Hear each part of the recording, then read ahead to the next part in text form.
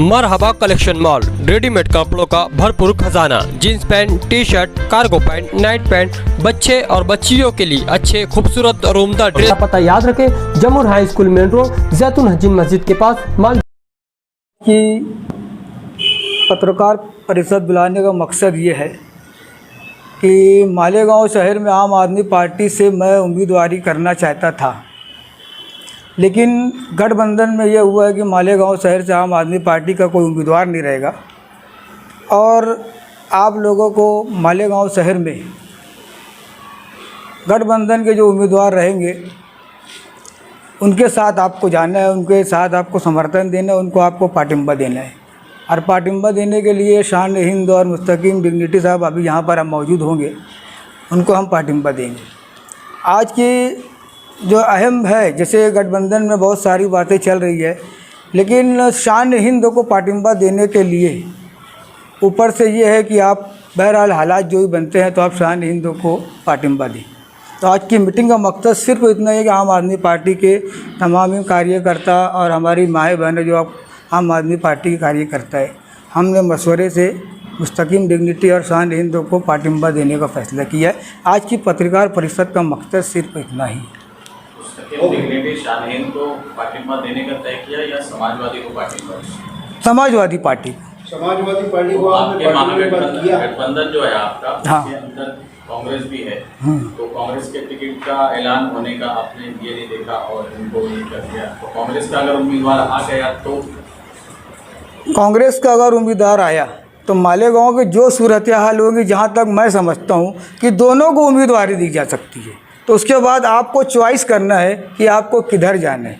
तो हमारी चॉइस आज की पोजीशन में शान हिंद और मुस्तकीम डिग्निटी साहब। अभी पोजीशन नहीं, मुझे पूरा यकीन है कि यार इनका टिकट का मामला होगा या दोनों के ही टिकट का मामला रहेगा कि यार आप लड़ सकते हो दोनों। अभी ऐलान नहीं हुआ और आपने यह पाटिंबा कैसे दे दिया?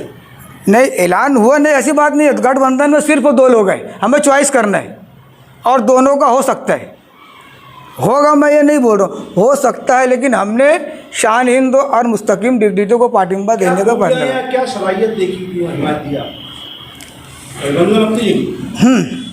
खूबियाँ या सलाहियत क्या? नहीं, बात वो नहीं है, समझ लो एक बात, शहर के अंदर जो हाल है, MIM, ये मैं नहीं कह रहा हूँ, बल्कि MIM के नेता मुफ्ती इस्माइल ने खुद ये बात जलसों में कही है कि MIM BJP की बी टीम है और वो गठबंधन का हिस्सा भी नहीं है, इसलिए हम MIM के साथ जा नहीं सकते। दूसरा कोई उम्मीदवार, एक जो नई पार्टी है, वो समझ लो एक आज़ाद उम्मीदवार की पोजीशन, हम वहाँ भी नहीं जा सकते आज। तो ले दे कि हमारे पास गठबंधन के यही 2 उम्मीदवार हैं।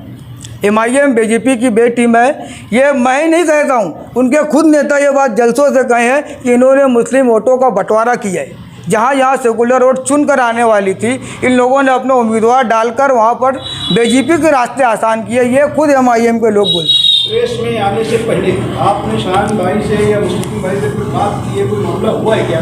नहीं, उनसे खाली पाटिंबा की बात हुई। मैंने कहा है कि ऊपर से है कि आप लोगों को समर्थन देना है तो लेटर वगैरह आपका तैयार, आपके ले जाओ, बस इतनी बात हुई, इससे ज़्यादा कुछ भी नहीं हुआ। आपके लीडरों से ऊपर बात किया? हाँ, बातचीत है हमारे उनसे।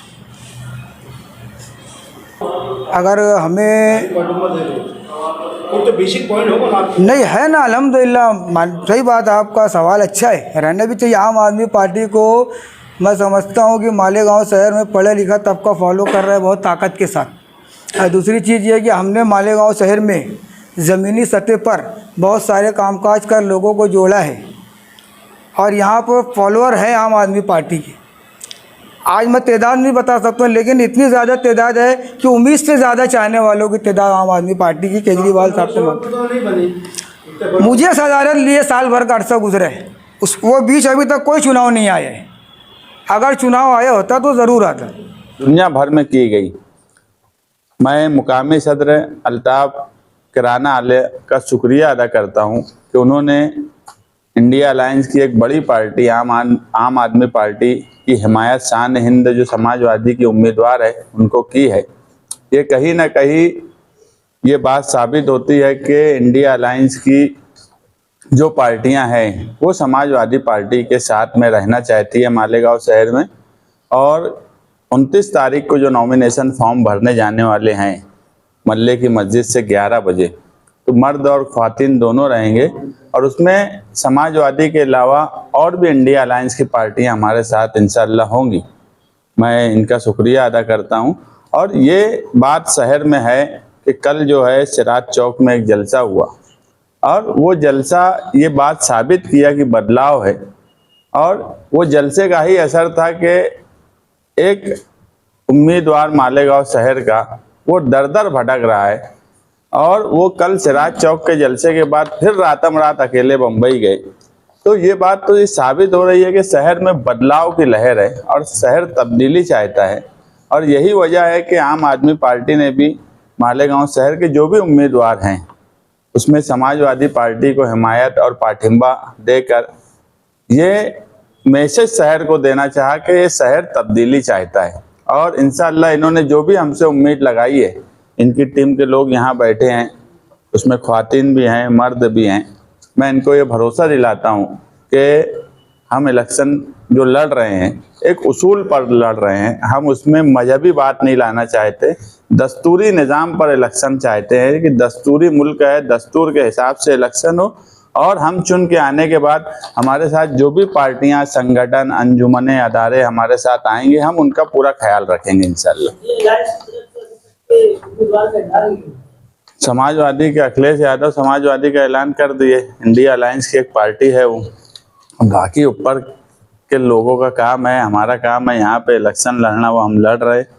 अब मेरे ख्याल से आज और का दिन रात तक कुछ ना कुछ मामला साफ हो जाएंगे। इस पार्टी ने आपको जाहिर से लड़े वो, ये पूरा मुल्क जानता है शकील भाई। ये तो सवाल ही कि बीजेपी जो है वो नहीं चाहती थी कि कोई भी ऐसा आदमी जो उसके टक्कर में खड़ा होने जैसा है उसको तकलीफ देना उनका काम था। वो तो फिरका परस्ती और फिरका परस्ती का अहम बात थी। अब उसको कोई भी ढंग से ले लिया, ऐसे तो बहुत से लोगों को जेल में डाला गया। तो वो कोई सवाल उनके साथ बदउनवानी का नहीं जुड़ा।